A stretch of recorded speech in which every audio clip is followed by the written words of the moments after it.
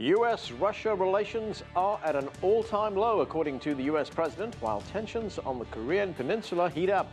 Hello, I'm Arnold Naidu in Washington, D.C., and this is The Heat.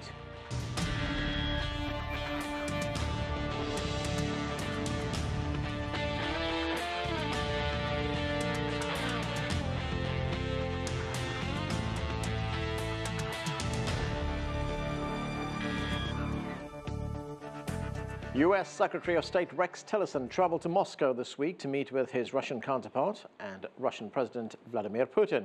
Both sides expressed concerns about the state of U.S.-Russian relations, with the Russian president saying relations are worse today than they were before U.S. President Donald Trump took office. To discuss U.S.-Russia relations, we're joined by Vladimir Golstein from Rhode Island. He's a professor of Slavic Studies at Brown University. With me in the studio is Becker. He is the national coordinator of the Anti-War Answer Coalition. And from Beijing, Tian Wei is host of CGTN's daily news talk show, World Insight. Thanks to all of you for joining us. Vladimir, let me start with you. Russian President Putin saying relations has got worse since the election of President Donald Trump. And this was the president in the United States who was saying only months ago that he wanted better relations with Russia, who was being accused of being too favorable towards Russia. How would you characterize relations between these two countries right now? Yeah, the things took a turn to the worst very drastically. President Trump's campaign was to rethink the relationship, to have common, targets, to have common interests. Out of the blue, he has a U-turn, and he returns to the practically Cold War rhetoric, blaming Russia for supporting unpleasant regimes, blaming Russia for condoning very bad actions. So this is something which, Russia, witnessed a little bit of it in 2014 when there was this Ukrainian crisis. But since then, Russia didn't see it. So it's clear deterioration and clear falling into a familiar pattern of, I really say it meaningfully, the word Cold War, that Russia will be designed as one of the countries in this axis of evil. So it's hardly a surprise that, parallel to that, there is, accusations of North Korea, because, we remember from Cold War, there is this axis of evil declared Iran, North Korea, and Russia. So Russia is being pushed into this position, and President Putin is not very happy about it, primarily because it's not based on reality, not based on fact. So they were trying to convince Secretary Tillerson that that's not the situation. I'm not sure they succeeded. Obviously, there is a script has been written. Russia is to be, blamed, and I don't think we're moving anywhere from there. One good positive thing about it, that they agreed that they're not going to escalate it, not yet to nuclear level, but I think that's the only positive thing we've heard from their meeting. Okay, Brian, I want you to take a listen to how President Trump describes the relationship. Let's watch. It would be wonderful, as we were discussing just a little while ago, if NATO and our country could get along with Russia. Right now, we're not getting along with Russia at all. We may be at an all-time low in terms of relationship with Russia. So here we have a relationship which was on life support under President Obama, and now it's got even worse. And I'm wondering to what extent was President Trump pushed into a situation here by the Democrats? Well, he doesn't seem very pushed. In other words, it didn't take a lot of pushing. Donald Trump realized right away that if he adopted this formula, extreme hostility rather than friendship or even the normalization of relations with Russia, the critics in Washington, the critics in the media would stop being his critics. In fact, they would start applauding, and they have applauded. Donald Trump, as a narcissist, as a political leader who perhaps doesn't have a lot of strategic thinking, realizes that the big formula right now works for him. Instead of an administration in deep crisis after 70 or 80 days, he's being praised as being presidential. What did he do? He dropped bombs or missiles on Syria. He made an antagonistic relation with Russia. He said relations are at an all-time low. I guess he's forgotten the October missile crisis in 1962, which I think would have been really the all-time low because we were on the brink of thermonuclear war. But the big picture here for Washington is that the the military-industrial complex, the neoconservative foreign policy establishment, which was afraid of Donald Trump, has embraced Donald Trump as long as Donald Trump embraces their program. Was he pushed? Well, perhaps a little bit, but I don't think too much. He's adopted their program, though. Vladimir, President Putin has been very strident in his criticism of President Trump. Let's take a listen to what he had to say. What was the reaction from the NATO allies? Everyone is nodding like bobbleheads without analyzing anything that's happening. Where is the proof that Syrian army used chemical weapons? There is none. But there are violations of international law. This is an obvious fact. The airstrike was on a sovereign country made without being sanctioned by the Security Council of the UN. And despite of this obvious violation of international law, everyone is fine with it. Everyone accepts the airstrike and is nodding in support. So, Vladimir, here we have a very serious allegation from the Russian leader. He is essentially saying the United States violated international law, that it had no authority, no standing to conduct this attack on Syria. Well, you know, Russia was the only country which was legally invited by the president of Syria to help them. And, you know, after this bombing which occurred in the territory and there was these chemical explosions, we don't really know what's happened, whether, you know, Syrian president hid some stockpiles of chemicals or whether he used it. We don't know.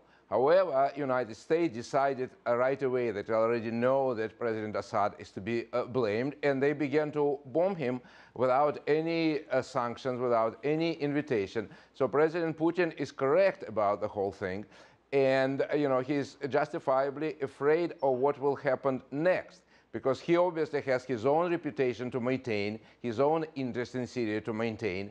So, you know, and they were, you know, rather, you know, blunt, saying, and, you know, asking Tillerson to convey to President Trump not to sort of push their luck in Syria. What will happen remains to be seen. But obviously Russia are watching it, and they are not, I don't think, you know, maybe they will try to back off, but it's, you know, Putin does want to be put in a position where he won't be able to back off. And, you know, more aggression on the part of the United States in Syria might, you know, push him to the wall. And then we don't really know what will happen. Right. Tian Wei, China must be looking at these developments and this deterioration in relations between Russia and the United States with deep concern. What is the view from Beijing?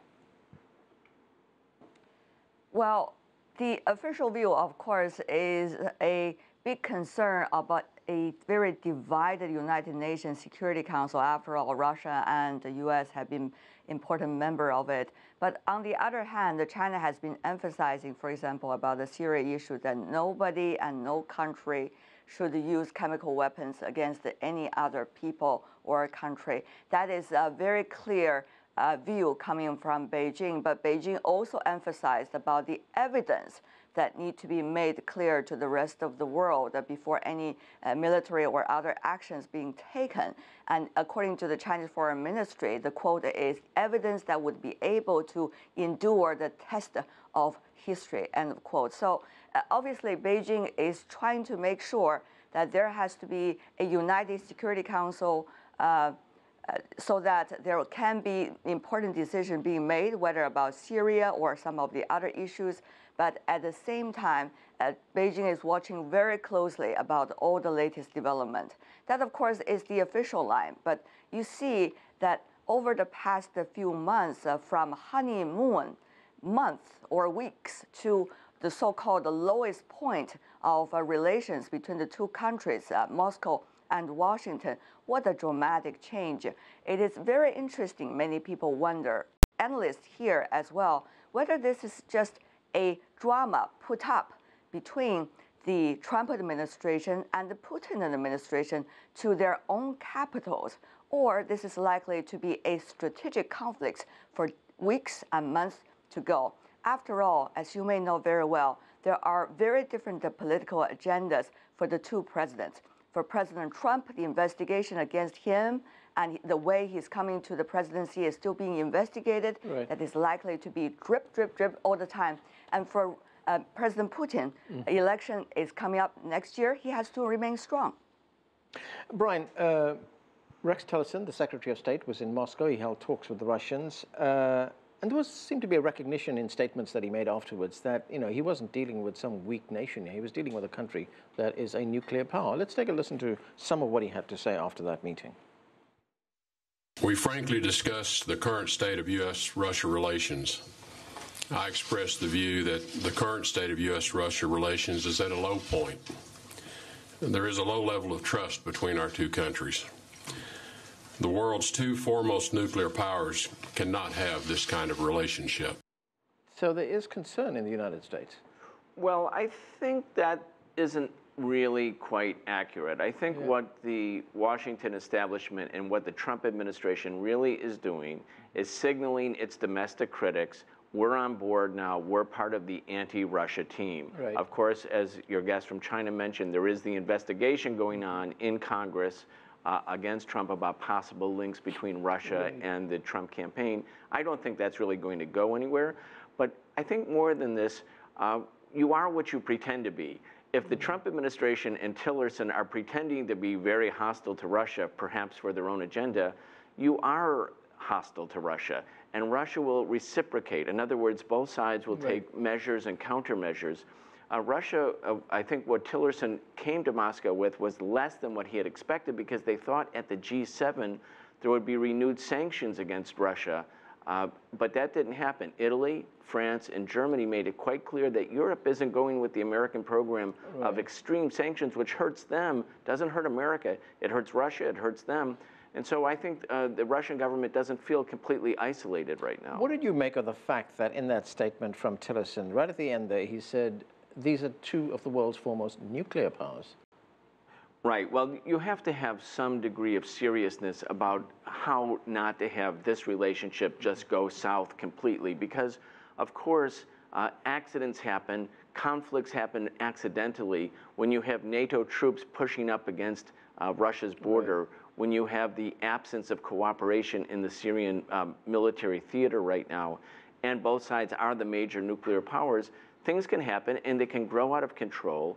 And we're in a dangerous time right now. As we know, we can look at flashpoints all over the world. So Tillerson at least is recognizing, hey, this is a big deal, and they have to take Russia seriously.